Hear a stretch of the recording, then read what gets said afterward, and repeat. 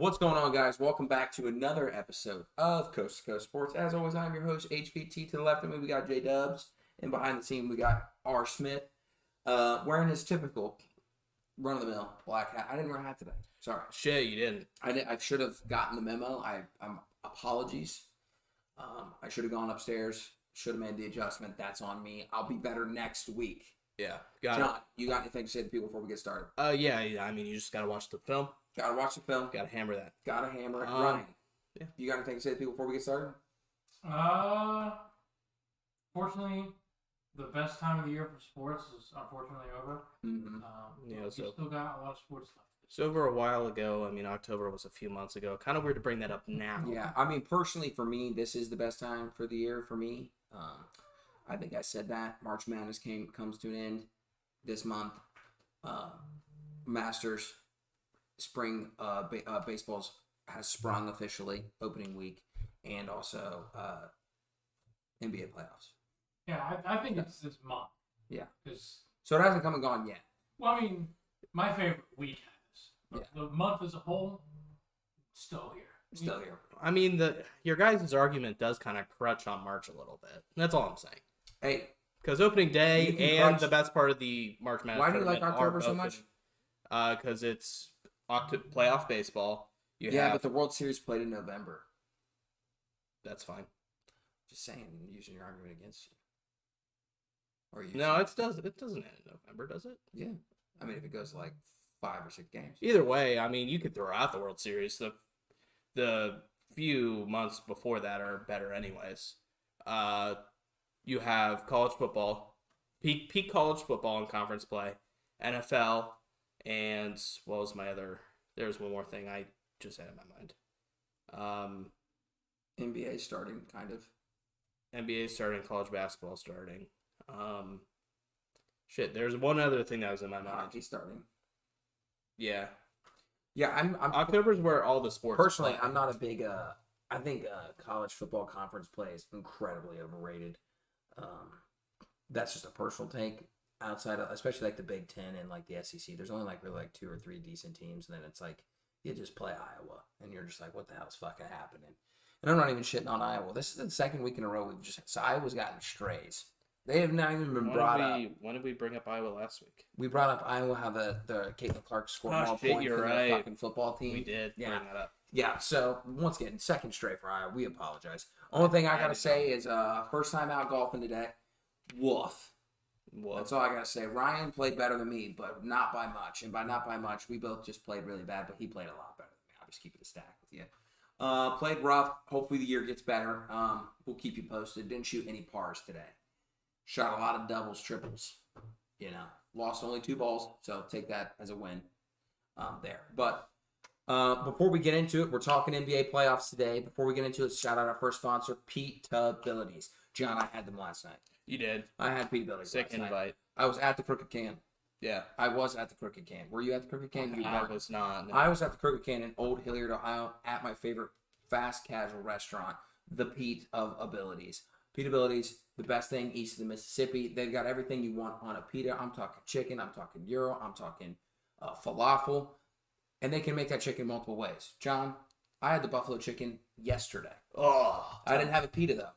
I had the rice bowl. I'm telling you, they're versatile. They're built everywhere.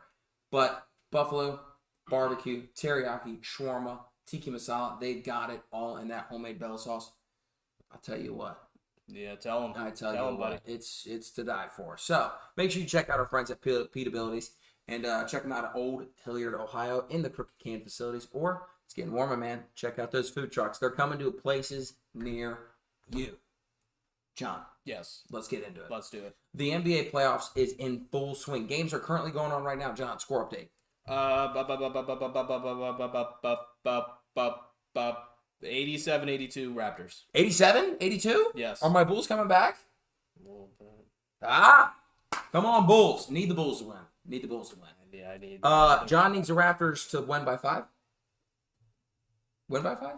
I either have them by 5 or 5.5. So 6 to play it safe. 5.5. So I need to win them by Win 6. by 6. They're up by 5. In the worst way possible, I need John to lose that bet. But the playoffs are officially here, and they are officially getting set. I believe by Friday we'll have the official field, but we pretty much have an idea of what it's going to look like right now.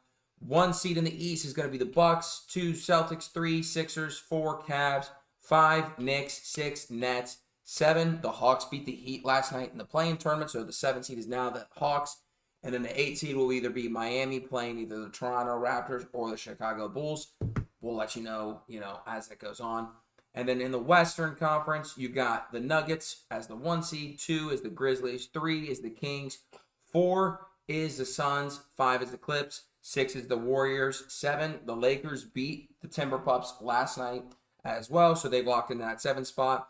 And then the 8 seed will be the Timberpups versus either the Pelicans or OKC, which they play later tonight as well. So, John.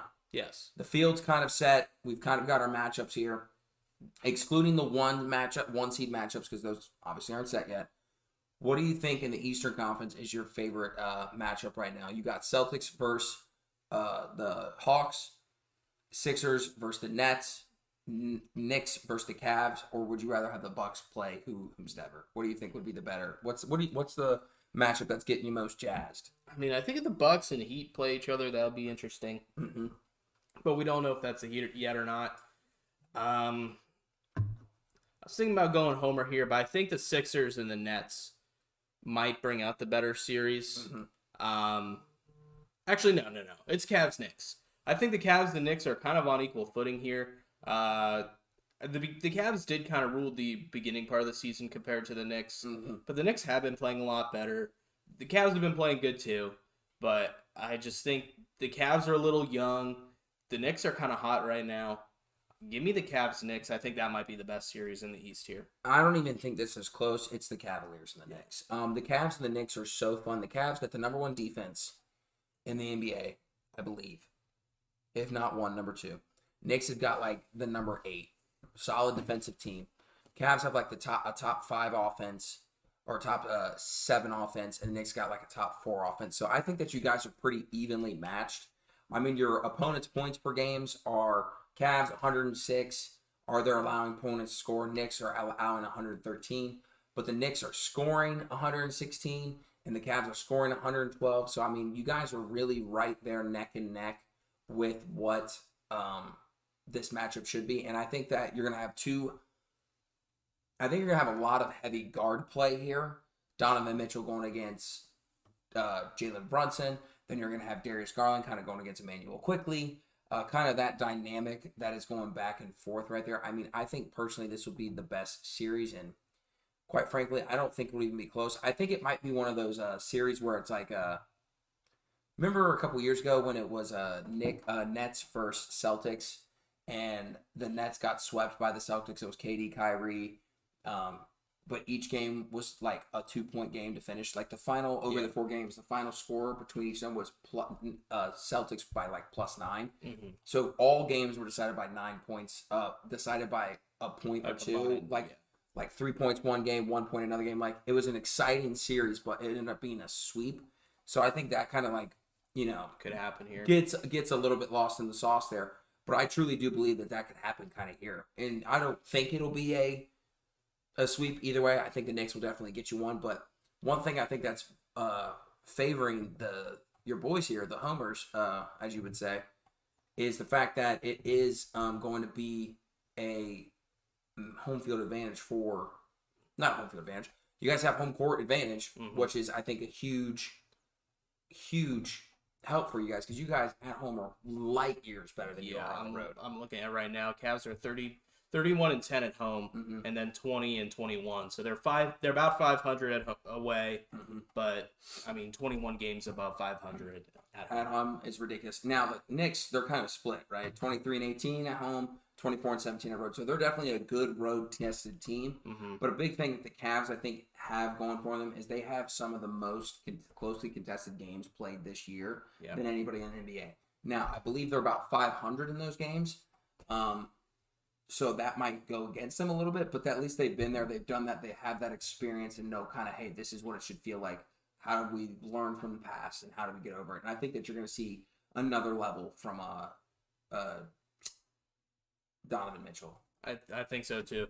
I think part of the reason the Cavs have been playing so bad, and this maybe this is just me being a casual NBA guy, but I feel like a lot of the players, they pick and choose when they want to try their best. Mm-hmm. And I think that's part of the reason why the Cavs' road record was so bad too.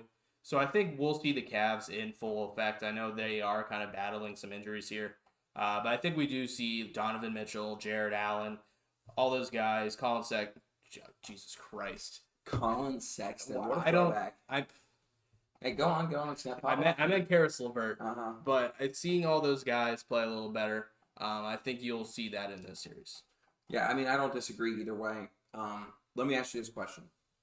Who do you think would be the biggest X factor for the Cavs here to win this series? Who do you think is going to be the biggest X factor? I mean, Donovan Mitchell. You think it's Donovan Mitchell? Yeah. I don't know if you care to elaborate. No, I think it's pretty simple. I just think he's the best player. I think actually he'll go off. I actually disagree with you. Okay. Donovan Mitchell is battle tested, has proven that he can play very well in the playoffs. Did it in Utah for his entire career that he was there.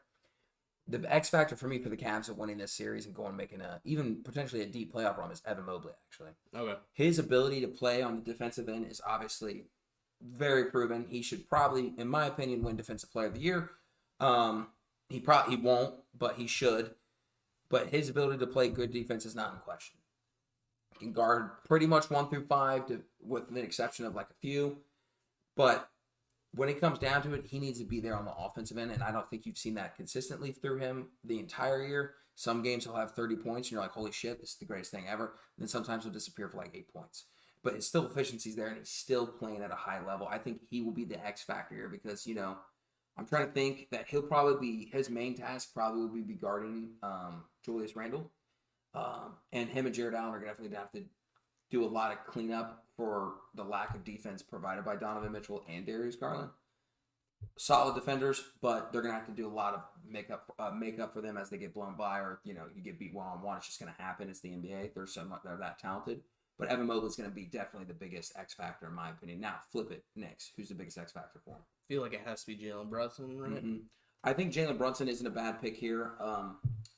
I think the bigger question is where else are they going to get the support? I know it's kind of not one person, but it's kind of like just an overall arching theme. Jalen Brunson's going to get you buckets.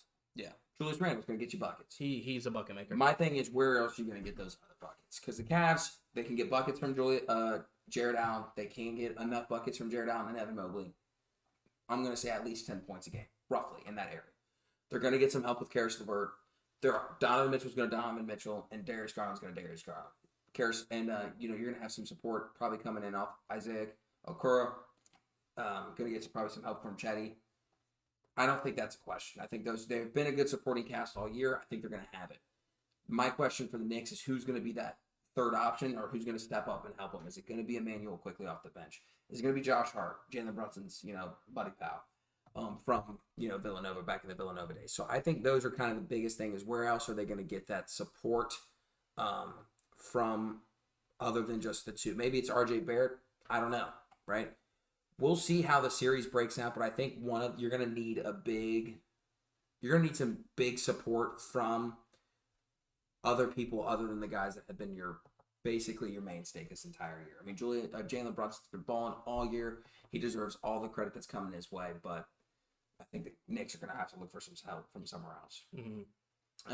This one will be a little bit quicker question for the East.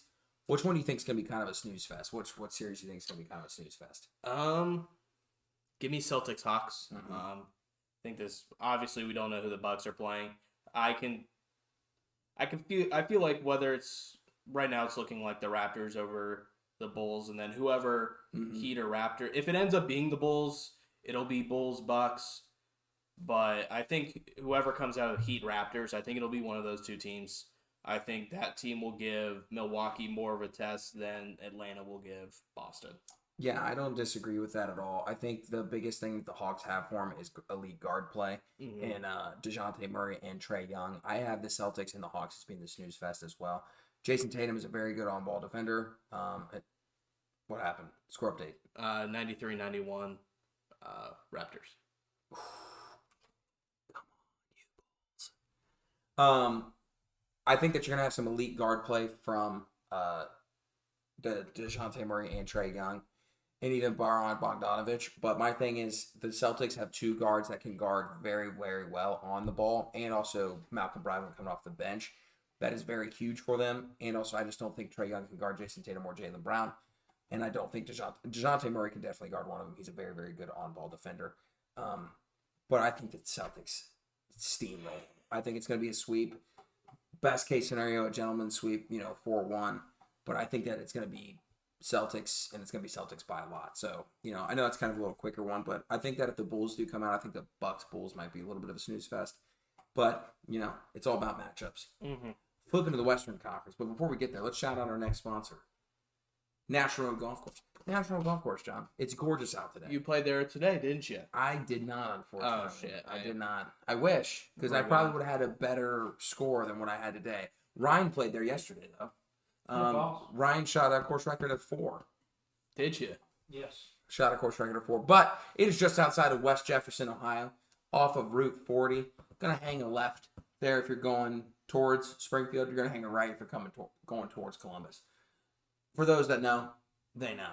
So make sure you check out our friends at National Golf Course. They got the full driving range. They've got the simulators. And God damn it, they've got carts out. And it is beautiful, right? Best of greens have looked in the past 6 months. And the 6 months is because it was snowing. So that's all I'm saying. That's all I'm saying. Check out our friends at National Golf Course. Be a friend, tell the little guy I said hi. All right, let's go to the Western Conference here. Same questions. Biggest, most fun matchup here. Nuggets versus either OKC, New Orleans, or Minnesota. Or is it going to be Lakers, Memphis, Golden State, Sacramento, Clips versus Suns? What are you taking? I think it's Sacramento, Golden State. You got a little in-state, northern-ish Cal-ish matchup here. Mm-hmm. These teams are kind of close to each other, so I think you're going to see a lot of the fans. This will be kind of a back and forth on social media here. Mm-hmm. I just think these two teams are probably the closest to each other in terms of not only distance, but how they play. Mm-hmm. And I just think it'll be a fun series. I think the Kings might be a little unveteranish. Mm-hmm. I don't know if there's a word for that. Not enough experience. Yeah, I don't know if they have the experience to keep up with the Warriors. But the Warriors aren't what they've been, but they're the Warriors. I feel like we said that last year and they ended up winning the whole fucking thing. Yeah. So fun fact, Steve Kerr, since he's taken over as the head coach of the Warriors, has never lost a playoff series before the NBA Finals. Okay. So each time they've made the playoffs under Steve Kerr, they've made it to the NBA Finals. I think this is the year that ends, but I think this Kings-Warrior series might be the best one.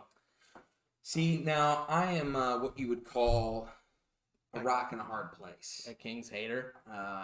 Not a Kings hater. No, I'm actually a Kings lover. Okay. Kings actually have had, fun fact about the Kings, there's 2 actually. Out of each NBA team's core, not starting 5, but each NBA team that has had the same starting 5, play them out of, so let's just say the Warriors starting 5 is Steph Curry, Klay Thompson, Draymond Green, I don't even know. Jordan Poole, and then DiVincenzo. I know that's not their actual starting 5, but let's just say that. And if they all played, let's say, 30 games together, and then, that would be their amount of games that starting 5 has played 30 games. The Kings have the most games played together out of their starting 5, right? Out of their core starting 5. Then the second team, the team that has the second most, is the Kings, but with 2 other people or one other person rotating in. Okay. So if Sabonis has a game off, or Kevin Huerter has a game off, and it's now Harrison Barnes is starting, it's that next one. And the Kings have had 50 games played as their starters, and that second rotation's played 40 something. So they have the most in the NBA as their core starters and as another rotation guy. They have the most played together. So I think that's going to be a huge benefactor here. That's going to help them out a ton. They have a ton of fucking shooting on their team. Keegan Murray, Kevin Huerter. Yeah, Kevin Huerter. Harrison Barnes can clip it. Obviously, De'Aaron Fox can clip it as well. Sabonis, not much of a three-point shooter, but has a good mid-range and can also distribute the ball phenomenally. So they have a ton of support around them. Malik Monk's been balling all year. I don't think that's actually the best matchup. I think the Clippers Suns will be fun if Paul George was healthy. I think that would be the for sure one I'm picking. I don't know if Paul George will be exactly 100% when he plays there, but like Kevin Durant, Kawhi Leonard, Devin Booker, Paul George, Chris Paul, Russell Westbrook, like a lot of stars are in that matchup. I just don't know if we're going to get the best version of Paul George back. So I think the Suns might steal that one. I think actually the best one is going to be the Lakers Grizzlies. You have the biggest fan base in probably all of basketball. Grizzlies, yeah. Lakers. You have LeBron and Anthony Davis who are playing very, very good basketball right now, especially because the Lakers have had the best record in the NBA since All-Star break at 17 or now 18-7. The score update. 197 Bulls. Come on! Need that. Need that in the worst way. How much time? There's like 3 minutes left. 3:32. 3:32. Okay. Need that in the worst way possible. And then you look at the Grizzlies, who are arguably the most hated team in the NBA. A lot of people, Ja haters. A lot of people, Dylan Brooks haters. No. Yes, Dylan Brooks, Desmond Bain, people don't mind. Jaren Jackson Jr., a lot of haters. They're one of the most annoying young teams in the NBA that a lot of people love to hate on.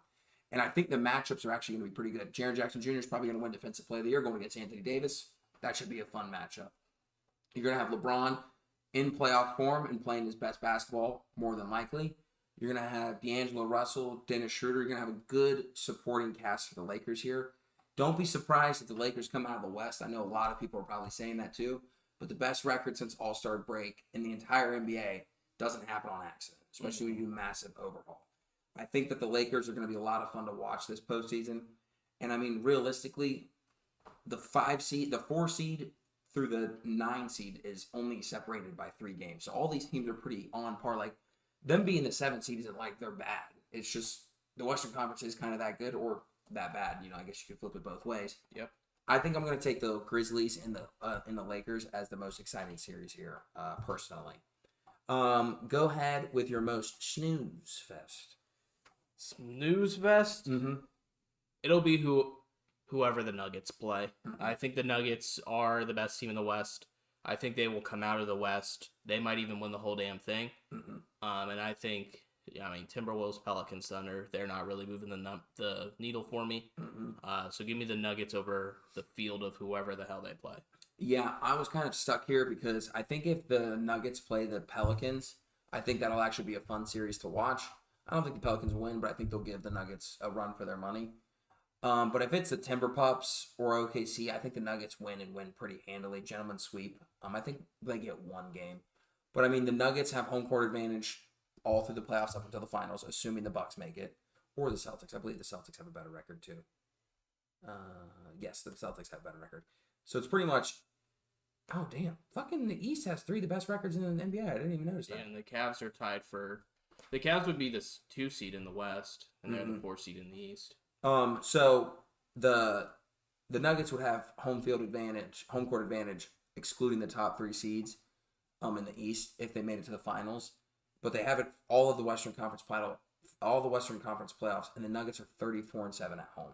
So I think no matter what you're getting, you're going to get the best version of the Nuggets at home. Their away record is a little bit different, obviously 19-22. So it's obviously you're taking a step back there, but regardless, I do agree. I think that the Nuggets is definitely the worst one because, like I mentioned before, Golden State's never lost a playoff series under Steve Kerr before the NBA Finals. You have the Kings who haven't made the playoffs in so long. A lot of young talent there. They could be a fun team. Obviously, Lakers, LeBron, AD versus John Morant, Jaren Jackson Jr., Desmond Bain, Dylan Brooks. Suns got all the stars: Devin Booker, DeAndre Ayton, Chris Paul, Kevin Durant. And then you got going against the Clippers, Paul George, Kawhi Leonard, Russell Westbrook, Bones Highland. I just threw him in there because I like him. But you have a lot of fun there, too. So I think this is definitely the worst one. I think the Western Conference could be a lot more interesting to watch this year than I think the Eastern Conference will. But, it is what it is. That's what it's going to be. And then last thing before we let our friends and family go here. Final 4. Who you got? I got... And we'll update as the series go on. We're not going to stick to just one here. So I'm trying to see what's possible. So it would be... I'm going to go... Nuggets Kings. Okay. And I'm going to go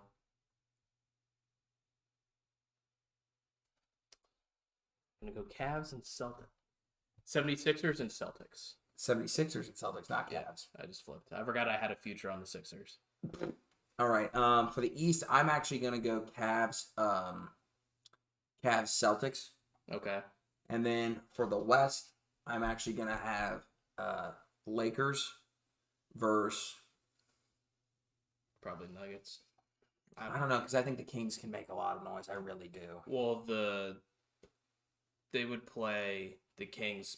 Second round. Yeah, so they would play the Kings before. Oh yeah, you're right. No, I think the Final Four. Okay, so then I'm gonna go Lakers Suns. Because that can happen. that's right, possible. that can happen. Yeah, right? yeah. Sorry, I had that flipped in my head. Yeah. I'm gonna go Lakers Suns. I think that you're gonna get the best version of AD this playoff push, and I think you're assuming all things everybody stays healthy, of course. Mm-hmm. And then I think the Suns are gonna be clicking here pretty cool because Kevin Durant's gonna be very hard to stop, along with Devin Booker, and Chris Paul's just gonna distribute the best way he can, as he typically does in the postseason, assuming he stays healthy and doesn't playoff Paul come alive. We'll see definitely as it comes. So I think that's going to be the Final Four. We'll talk a little bit more NBA championship as the series go on and we get a little better feel for it. But right now, that's currently where we're standing at. Ryan, are you ready for your 2-minute drill? I am.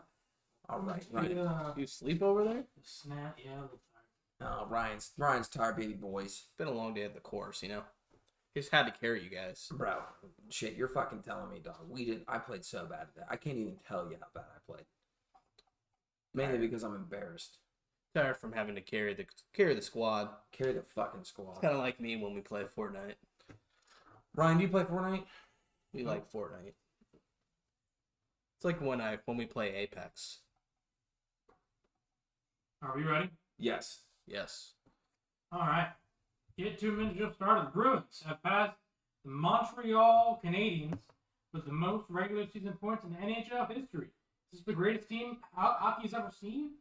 I mean, it's kind of hard to argue against it because they have the most points ever. Maybe not the most talented, but I'm going to say greatest team. Yes, top to bottom. You're going to have to show me the cup first.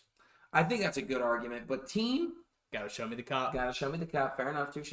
John Rahm wins the Masters with a come-from-behind win. Did Rahm win it, or did Brooksy throw it away? I don't know if it's hard to say if Brooksy lost because Rahm played a near-perfect round at the final day, but Koepka kind of did fall off there at the end. I think Brookie kind of choked it. Brookie choked it. I'm going to say Rahm won it. Rahm won it. I'm going to say Brookie choked it. Keegan Murray set the NBA record for most three-pointers by a rookie in a single game. Will he be an X factor for the Kings next in playoffs? I think he's going to be an X factor for sure. They're going to definitely rely on that rookie. I think it comes down to bench play a lot in the postseason, and he'll be a huge factor for you. I think he's the Finals MVP. This fucking guy. You didn't even pick him to make the finals. Yeah, I did. No, you said Kings. I said Kings and Nuggets. Okay, touche. Tampa Bay Rays are currently 10-0. How long do you think their win streak's going to last? I'm going to say max 12. I just feel like you have to lose somewhere. And they're playing the Red Sox, who have a decent team sometimes, bad team other times. I'm going to say 12. I saw a post today just now, they have 30 home runs already this season. They're actually currently 12-0 as of today. They just won again. They just won again? So I think they do win again. Yeah. You think it makes it to 13-0? I said 12-0 where the streak ends. They were playing when we started. So the record's 13. Correct. So that's like the record. So I'm going to say no. No, they don't make the record? Say no. All right. Luis Arias becomes the first Marlin to hit the cycle. Good singing by the Marlins, would you say? I would say it's definitely a good offseason signing. I mean, you signed the batting champ last year, and he's already. You said singing, but I think you meant signing. I think you spelled singing. Yeah, you said it is singing. It is still good singing by him, though. I feel like I'm the anchorman out here. San Diego, go fuck yourself. Back to you. Good signing. It was an average signing. Average signing. But Marlins are now no longer the only team without a cycle. Hey. Every team now has a cycle. Let's give it up for the Marlins. Now, what team has the longest drought? Longest drought? Longest drought without a cycle. Without a cycle? Yes. I like the Astros because you're bringing it up. Okay. I'm trying to think of a team that's been bad. Diamondbacks. No. Ooh, that was the. Can you give me NL or AL? NL. Okay. I don't know the difference. So. If you say it, I'll let you know. NL. It is the Reds. It is the Reds? Eric Davis in 1988 or 90 or something. Surprised me. You guys had Billy Hamilton. I mean, that dude's got wheels. You figured but Reds don't really have a triple ballpark. No, they don't. That kind of helps. Yeah, I mean, the Astros don't really either. You just need a wicked bounce. All right, now who's second? Oh, no, we don't have to do that. Do you know who's second? I do. Is it NL or AL? NL. NL? Padres? No. Phillies? No. Raiders, I know. No. They're AL. Pirates? No. Give me a division. Central. Cubs? Yes. Let's go! After 17 guesses. Yeah. And I gave you the division. And you gave me the You already division. gets 2 of the 5. I should have said time zone. Does that help? Yeah, because that would be Central. Central time zone. Yeah, but not everybody. But You not, said either. no, but I'm saying the Central doesn't have. I mean, not everybody in the NL plays in the Central time zone. Like, not especially the Central. Reds aren't Central. Pirates aren't No. Central.